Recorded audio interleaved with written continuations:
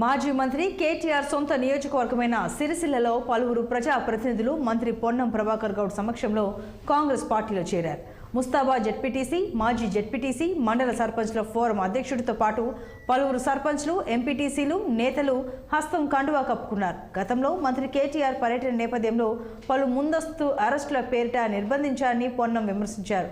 తమ ప్రభుత్వం స్వేచ్ఛగా సమస్యలు విన్నవించుకునే అవకాశం కల్పిస్తామని తెలిపారు. కేటీఆర్ను అడ్డుకున్న అన్ని పెట్టిన కేసులను ప్రభుత్వంతో మాట్లాడి తొలగిస్తామని హామీ ఇచ్చారు. కేటీఆర్ అసమర్థత వల్లనే 9వ ప్యాకేజీ పనులు నిలిచిపోయాయని, వాటిని త్వరితగతిన పూర్తి చేస్తామన్నారు మంత్రి పొన్నం.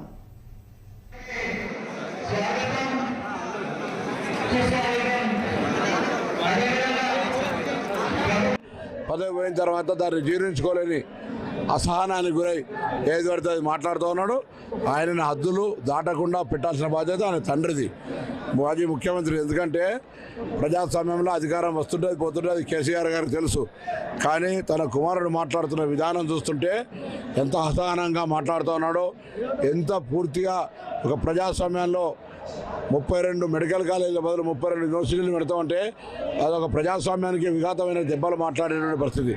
ప్రజల పట్ల బట్టలు కూడా తీస్తామని చెప్పేటువంటి లాంగ్వేజ్ ఆయన ధోరణికి తగదు. దీనికి జవాబు ఈడ్సే పత్తరన్నట్టుగా జవాబు చెప్తే జాగ్రత్త అనే మాట.